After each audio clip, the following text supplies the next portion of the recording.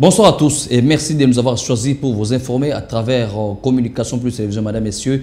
Bienvenue et voici le titre. Le président de la République, Félix Antoine Tshisekedi Tshilombo, a réussi mardi l'envoyé spécial du président sud-africain Jeff Radebe. Le retour de la paix dans l'est du pays était au centre de leur échange. Fini l'unique titre, une fois de plus. Bonsoir mesdames, messieurs. L'actualité reste dominée par ces tractations qui sont déjà visibles au sein de la classe politique congolaise, surtout l'Union sacrée après Vital Kamerhe qui a créé le regroupement PCR pour lequel il a dégagé une majorité par rapport aux élus au niveau parlementaire. Augustin Kabouya a entamé presque la même démarche. Nous demandons peut-être c'est juste pour aider le chef de l'État afin de savoir dégager la majorité pour nommer le gouvernement. Toutes ces questions seront discutées à travers les indispensables avec Neville Kabongo.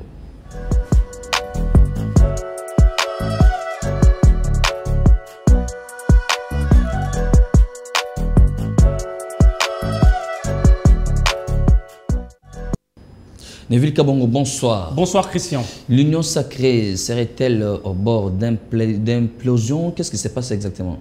Alors, justement, on peut le dire, en voir ce qui se passe maintenant, on peut sous-entendre qu'il y a des couacs, qu'il y a de divergences autour de qui doit prendre la primature, qui doit être, je dirais, cette plateforme qui va diriger les autres, hein, qui aura beaucoup plus de députés. C'est ça, en fait, le problème qui est en ce moment, qui se passe en ce moment au sein de l'Union sacrée. On sent que deux tendances se dégagent. D'ailleurs, vous l'avez dit, avec la sortie de cette plateforme de Vital Kamerhe, Pacte pour un Congo retrouvé.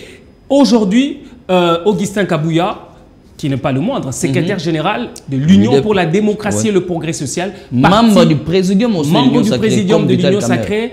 Et puis, rappelez-vous, c'est l'UDPS, au pouvoir, parti présidentiel, qui a entamé, lui, à son tour, des discussions. Alors, lui, il les fait d'une manière, je dirais, formelle, parce qu'il est allé voir les présidiums. Car, rappelez-vous, les décisions qui doivent être prises au niveau de l'Union sacrée devraient, en principe, passer par le présidium et être discutées au sein du présidium avant que cela ne puisse voir le jour. Alors, est-ce que Vital Kamerhe a fait cavalier seul? Est-ce que l'UDPS ou l'Union sacrée était-il, je dirais, pris en cours par rapport à cette sortie de Vital Kamerhe? On sent qu'il y a deux tendances qui se dégagent. Et aujourd'hui, pour pallier à cette difficulté, je dirais, Augustin Kabouya est allé voir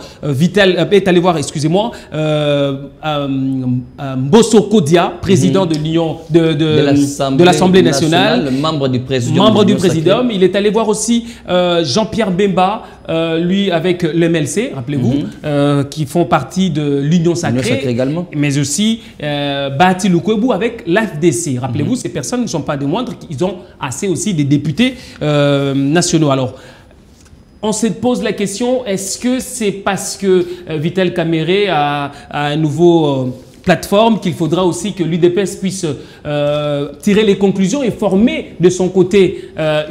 Est-ce qu'il faudra une autre plateforme pour... alors que tous appartiennent à l'Union sacrée? justement, on n'est pas échangé, discuté autour du présidium de l'Union sacrée, étant donné que de manière générale, c'est l'Union sacrée qui a une large majorité parlementaire.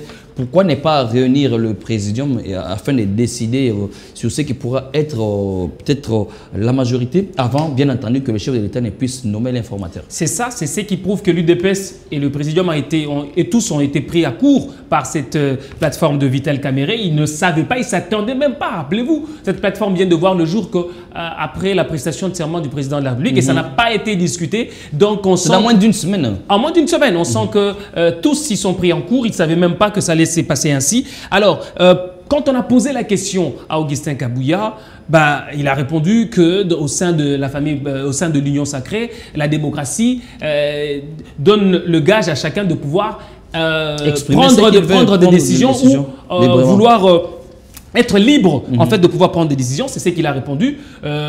Et il a justement rappelé que s'il y avait des ambitions personnelles au sein de l'Union sacrée, personne ne peut étouffer cela. Chacun est libre de pouvoir prétendre avoir des ambitions, de briguer des postes à haut niveau, notamment la primature et d'autres postes. Et c'est ainsi qu'il l'a dit à demi-mot. On sous-entend qu'il y a une crise au sein de l'Union sacrée. Si vous pouvez me le permettre, Christian, qu'on puisse suivre le secrétaire général de l'Union pour la démocratie et le progrès social.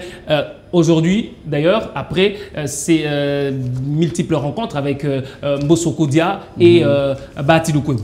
Membre du présidium de l'Union sacrée, secrétaire général de l'UDPS Tshisekedi, Augustin Kabouya, était allé voir Jean-Pierre Bemba, Christophe Mbosso Kodia Pwanga, Modeste Bahati Lukwebo, tous aussi membres du présidium de l'Union sacrée. Qu'est-ce qu'ils ont échangé exactement? On va les suivre à travers cet extrait. Je suis très content que vous-même vous avez tiré la conclusion.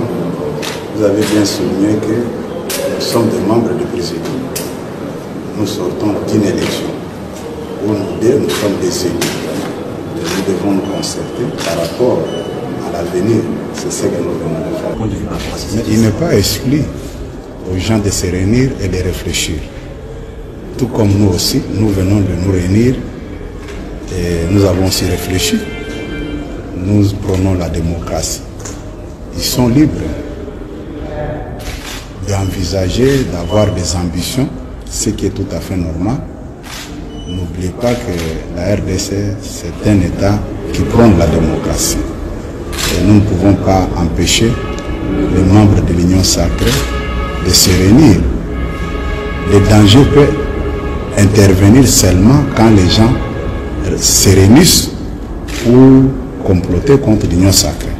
Or, dans leurs réflexions, je ne vois pas ce qui peut m'inquiéter. Nous sommes des responsables politiques aussi.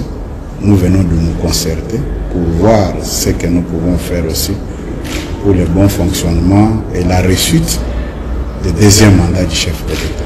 Ça ne fait pas des autres comme ça? Si tout le monde veut se réunir et dans l'Union sacrée prier? Non, si vous avez des préoccupations, référez-vous aux gens qui se sont réunis et poser des questions, puisque moi je ne suis pas leur porte-parole. Je suis membre du présidium, j'ai vu un membre du présidium ici, il n'est pas le seul à être rencontré.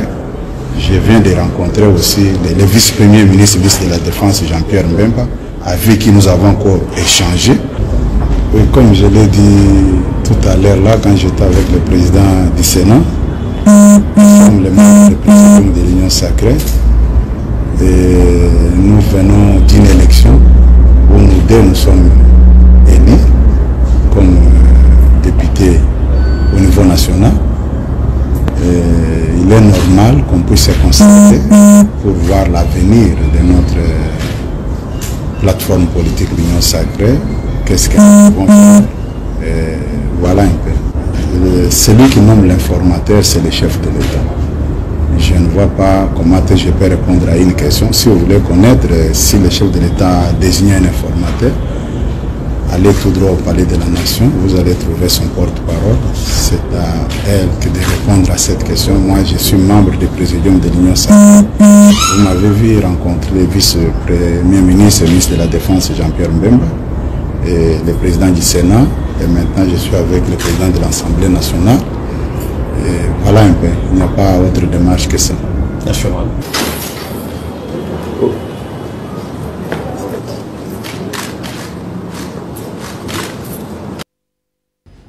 Alors là, c'est ce que révèle Augustin Kabouya après son entretien avec les 3 membres du Présidium. Justement. Alors, revenons un peu du côté Vital Kamerhe avec le PCR, Pacte pour un Congo retrouvé.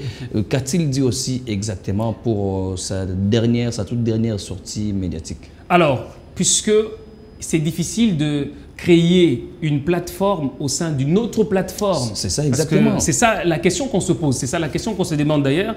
Comment ça va fonctionner entre les 2 plateformes? Est-ce qu'il y aura...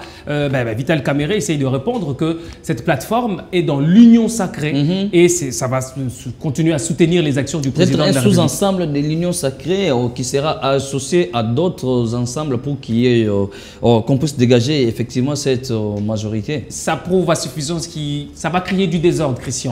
On ne peut pas avoir plusieurs leaderships au sein d'une structure, ainsi de suite, ou des groupuscules, des gens qui vont obéir parce que, rappelez-vous, PCR, ils ont comme autorité, bon, on peut les dire ainsi, parce que les autres ont accepté Vital Kamerhe d'office pour qu'il soit leur représentant, en fait. Donc c'est Vital Kamerhe, leur porte-parole, c'est Vital Kamerhe qui va engager leur plateforme. Donc rappelez-vous, donc ça sera difficile. Vital Kamerhe, d'ailleurs, vous l'avez vu, lui n'a pas été consulté. On sous-entend qu'il ne fait plus partie du Présidium. En créant cette plateforme, on sous-entend qu'il ne fait plus partie du Présidium, puisque ça devait être discuté au niveau du Présidium. On sent que Vital Kamerhe a essayé de faire cavalier seul.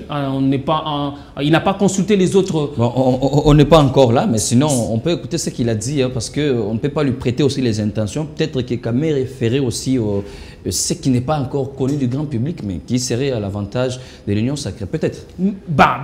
À l'avantage de l'union sacrée, au lendemain, on voit des tractations des autres présidiums. Ça sous-entend qu'il y a un problème, quoi qu'on ne veut pas le relever, Christian. Mais on doit savoir que cette démarche ne donne pas, je dirais, une bonne image en fait de l'union sacrée.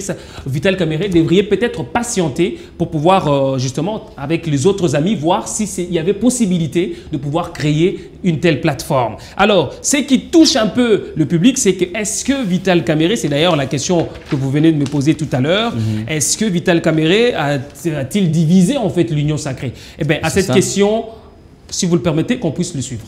Voilà, c'est de cette manière qu'on va suivre cette interview pour savoir si réellement Vital Kamerhe travaillerait déjà pour dissoudre ou diviser l'union sacrée ou pas. On va l'écouter. Puisque nous sommes plus de 450 députés nationaux, des milliers de députés provinciaux, plus de 700 députés provinciaux. Est-ce que nous allons évoluer sans créer la cohésion au sein de la grande famille que nous appelons l'union sacrée de la nation? Nous disons non. Alors, il ne faut pas attendre que l'autre commence, parce que finalement, nous allons tous attendre que personne ne facilitera la tâche au président. Ce que nous venons de faire, c'est faire ce pacte, c'est pour renforcer la cohésion au sein de l'union sacrée, ramener la discipline pour que nous tous nous sachions que désormais, nous n'avons plus droit à l'erreur.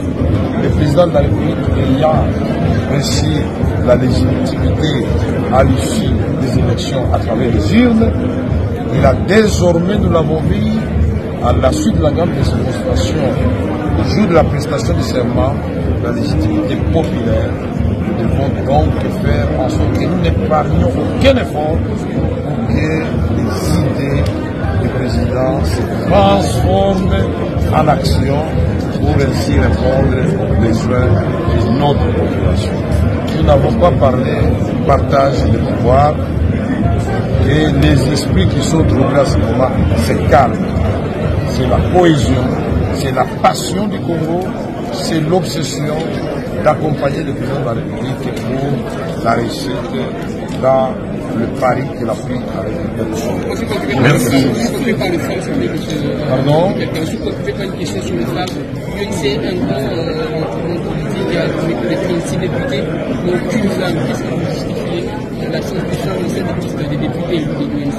Vous me dites, nous ne sommes pas venus pour parler de l'UNC. Nous sommes venus pour commémorer la naissance du pacte pour le Congo retrouvé. Là, nous avons les femmes et les adultes qui vont œuvrer pour les idées forcément. D'autres membres du présidium absents. Alors, de toutes les façons, on devra aussi savoir aussi, avec ce que Vital Kamerhe a fait comme consultation à son niveau, il a déjà dégagé combien de députés, peut-être pour former déjà la majorité de son coin, c'est déjà combien? Pour le moment, il n'a pas encore la majorité, on peut le dire ainsi. PCR regroupe en son sein, il faut savoir, d'autres regroupements politiques, hein, à savoir AAUNC, AVK, de Vital Kamerhe lui-même, de CODE et CDR de Jean-Lucien Boussa, et AMC de Tony Chikou et AB50 de Julien Paloukou. Vous le voyez, de tous, hein, de 4 formations de ces personnalités qu'on vient de voir, il totalise au moins 101 députés nationaux et 231 députés provinciaux. Donc on sous-entend qu'il aura des sénateurs, ils auront avec 101 députés, ils sont bien partis, bien positionnés pour pouvoir revendiquer rafler certains sièges justement, et aussi faire la pression, parce qu'avec ces 101 députés, on peut avoir la primature, on peut aussi avoir d'autres ministères qui sont clés. Donc on sent que de son côté, Vital Kamerhe a voulu jouer cette carte-là d'anticiper les choses. Ça aussi, il ne devrait pas être attentiste. Hein, c'est ça aussi, c'est ça le problème. Il a évoqué tout à l'heure, là, il ne fallait pas attendre que les autres commencent. Mais lui, il a commencé.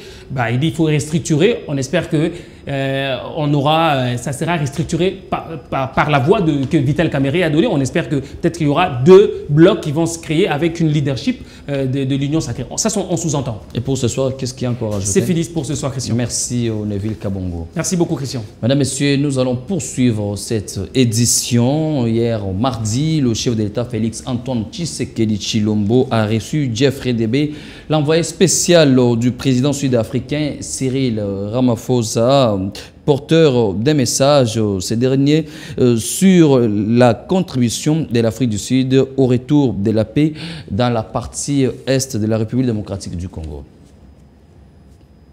Changeons de chapitre et parlons tout à fait autre chose. À présent, comme en son habitude, l'UDPS Tshisekedi rafle 2 sièges des députés provinciaux à Limete. Madame Edith Kanefou-Bahati fait partie des représentants du parti présidentiel à l'Assemblée provinciale de Kinshasa pour la commune de Limete, un fruit d'un combat de plusieurs années et fidélité pour le parti présidentiel. Images et commentaires.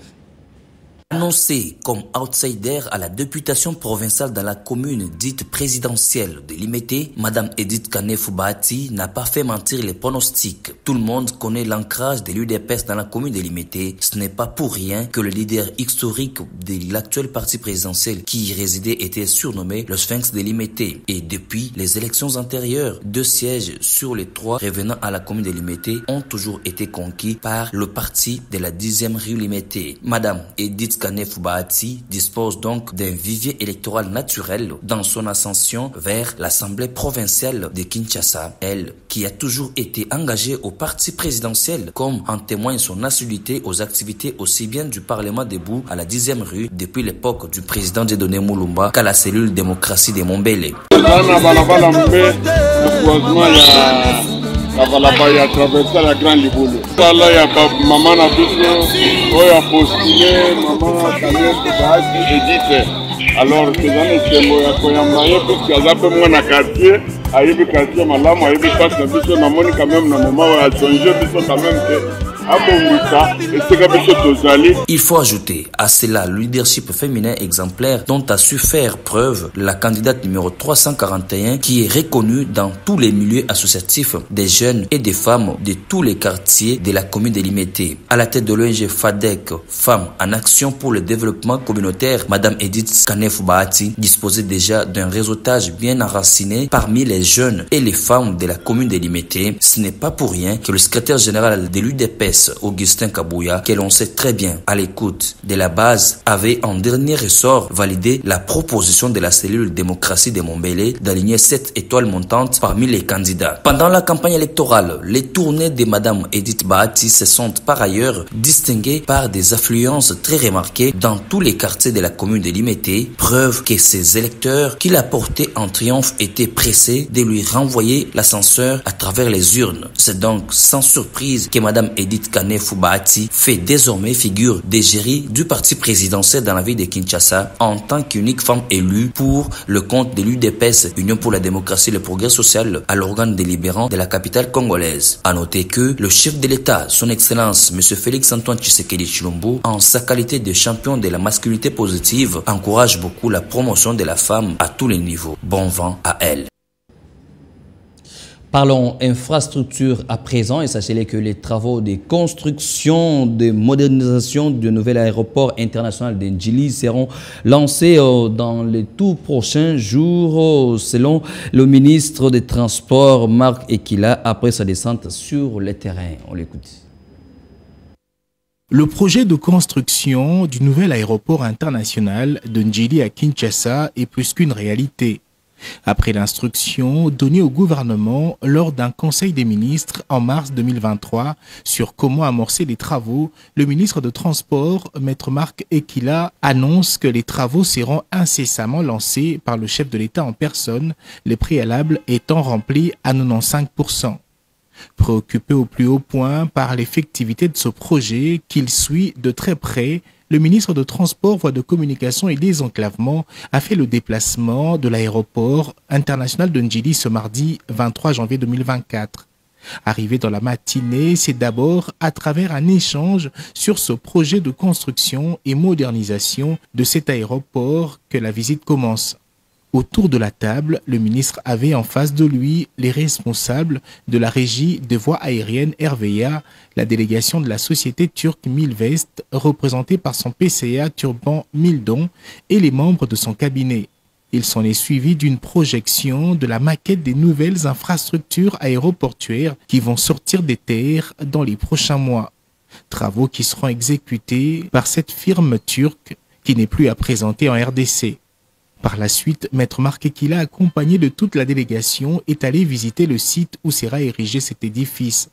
Face à la presse, le patron du secteur des transports en RDC s'est réjoui d'annoncer que tout est fin prêt pour le début des travaux dont le lancement sera effectué par l'initiateur de la vision, le cadre étant assaini avec l'apport d'un cabinet international. Je suis arrivé aujourd'hui pour une séance de travail à la RVA.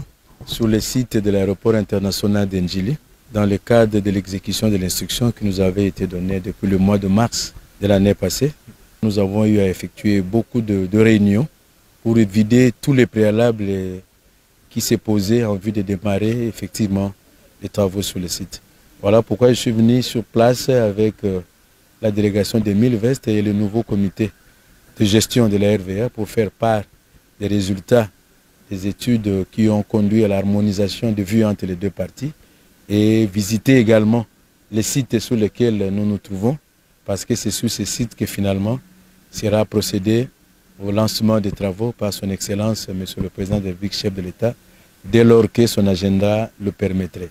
Il faut signaler que les deux parties, RVA et Milvest, se sont mis d'accord après une longue discussion sur le début des travaux tant attendus et qui vont durer 2 ans. Il faut noter que dans un partenariat avec le gouvernement congolais pour ce projet de construction et de modernisation de l'aéroport international de Ndjili, l'entreprise turque prévoit un investissement de 1,2 milliard de dollars américains pour mener à bien ce projet. Situation sécuritaire à présent, le bilan de l'incursion des hommes armés assimilés aux ADF à Nguité dans la région de Béni, nous sommes là dans la province du Nord Kivu, a été revu à la hausse. Les FRDC parlent des 3 éléments des ADF neutralisés et une arme récupérée. On écoute Anthony Mwalushayi, porte-parole des opérations Sokola 1 dans le Grand Nord Kivu.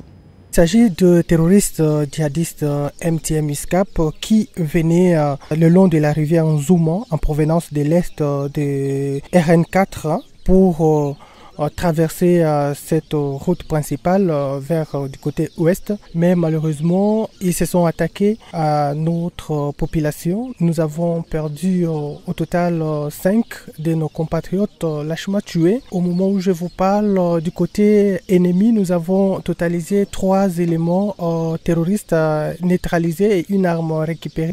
poursuivant l'ennemi, le FARDC ont eu à récupérer un jeune homme qui était kidnappé par ces derniers. Bien qu'il est ressorti là-bas avec des blessures, nous l'avons vite ramené à notre dispensaire militaire, là où il est en train de suivre les soins, mais sa vie est hors de danger. Seulement, nous déplorons également les déplacements massifs. C'est normal que la population, la nuit, avait peur des restes en Guité, mais le commandant secteur opérationnel Sokola 1 Nord, avec son état-major, est arrivé ce matin en Guité pour prendre des dispositions sécuritaires avec les troupes déployées sur place et mettre en place d'autres mécanismes pouvant contraigner les terroristes qui sont visibles dans cette zone. Voilà pourquoi nous avons déployé des unités partout pour traquer cet ennemi. Nous, étant qu'armés, notre mission principale, c'est de sécuriser les territoires nationaux, la population et ses biens, redonner la paix à notre population. Nous sommes en train d'accomplir notre mission. Nous donnons l'assurance à notre population d'être calme parce que toutes les mesures sécuritaires ont été déjà prises. Les troupes qui sont en train de poursuivre l'ennemi en profondeur, là où il a pris la direction du chemin retour parce qu'il n'a pas réussi à traverser l'ouest et il est rentré du côté ouest. Nous sommes en opération depuis la nuit pour ratisser l'environnement, surtout cette zone où la présence des terroristes est déjà signalée. Et on passe au rappel du principal titre de cette édition. Le président de la République, Félix Antoine Tshisekedi Tshilombo, a reçu l'envoyé spécial du président sud-africain Geoffrey Debe. Le retour de la paix dans l'est du pays était au centre de leur échange. Madame, Messieurs, merci d'avoir suivi cette édition réalisée par Mike Yann Moulamba. À la régie finale, à la prise de vue, c'était Niyan Bakounida et Israël Play. Merci à Emmanuel Chika et à Domocha qui ont également concouru à cette édition, mesdames, messieurs, à l'édition spéciale signée par Divin Chiswaka. Restez branchés sur les antennes de la communication plus télévision. On va se retrouver prochainement. Au revoir.